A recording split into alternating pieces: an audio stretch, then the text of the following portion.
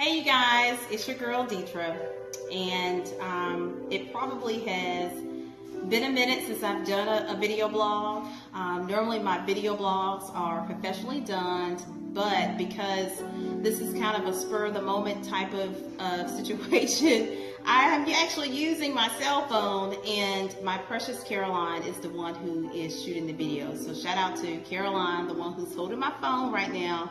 She's shooting this video, and the reason I asked her to shoot this video is because this story, this Christmas 2008 miracle story, is about my precious Caroline. And many of you all know her story because I'm very transparent, I'm very authentic, and I try to be as real as I possibly can.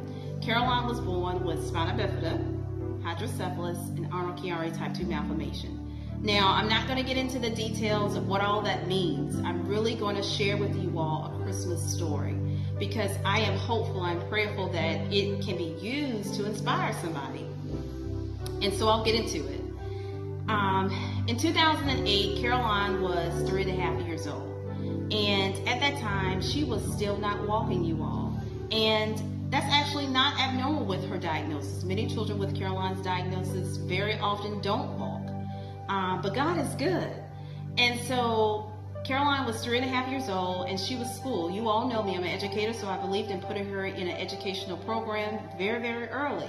So she was in school, and so in the Christmas season, it was actually the very last day of school before the kids were to break for the Christmas season, or just the Christmas day. It was Christmas break. And I actually, the picture that I posted yesterday, you saw Caroline's means or mode of transportation. She used a walker to get around. And that was the way Caroline got around her first 3 years of life. Oh, really, probably 2 years, because the first year of life, we had not even graduated to her using a walker. She actually was an arm baby for a very long time. And so I actually dropped my child off using that walker Christmas season of 2008. And as I normally do, I dropped her off, and I went to run some errands, and I get this phone call. And every parent who has a child with special needs, when you get that phone call and it's to school, you always allow that phone call probably to ring one extra time than it should, ring, because you're just trying to gather yourself. And so I look at my cell phone and I see that it's her school calling. And so I let it ring probably 2 or 3 more times before I answered the phone, because I had to get myself together, because this was a time before I really had a relationship with Jesus Christ. So my mind really went straight into, oh my God, why are they calling me? It must be horrible. And so sure enough, I answered the phone, hello, and literally her school teacher is frantic. Miss Matthews, she's crying on the phone, and I immediately, my heart falls into the pit of my belly, because I'm thinking, oh my God, exactly what I've dreaded. That's exactly what's happened. Something has happened to my child. But then the school headmaster gets on the phone and she says, Miss Matthews, I apologize. She's like, Caroline is fine. Caroline is fine. And so I'm listening on the phone, and as my heart begins to just rise back into where it's supposed to be in my chest, the teacher gets back on the phone and she's composed herself a little bit, and she says, Miss Matthews, Caroline's walking. And I'm like, what? What do you mean Caroline's walking? And she says, Miss Matthews, Caroline is walking.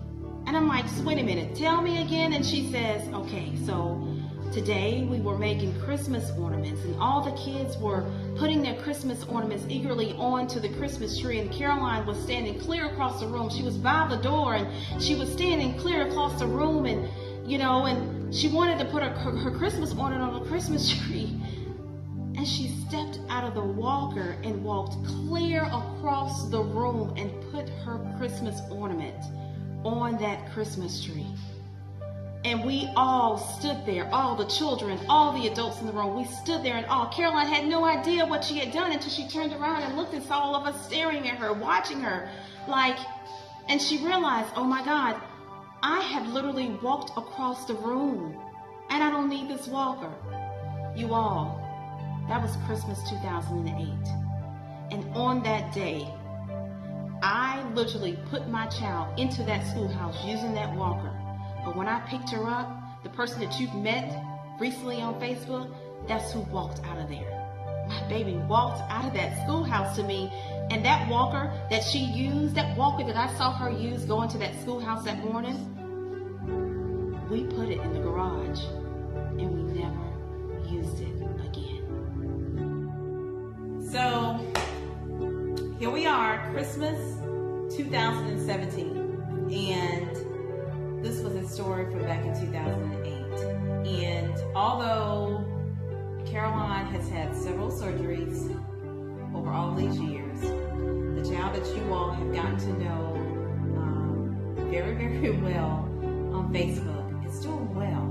And although y'all, we actually had a bit of a little bit of a hill to climb this week, but we climbed it, right, Caroline? Mm-hmm. Okay, we climbed that hill this week, and I hope that our story, Caroline's story, the Matthews girls story, is inspiring you, because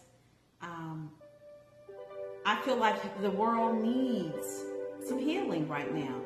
And so I hope that sharing this Christmas 2008 story provides some type of healing. I don't know, in your personal lives, in your community, I don't know.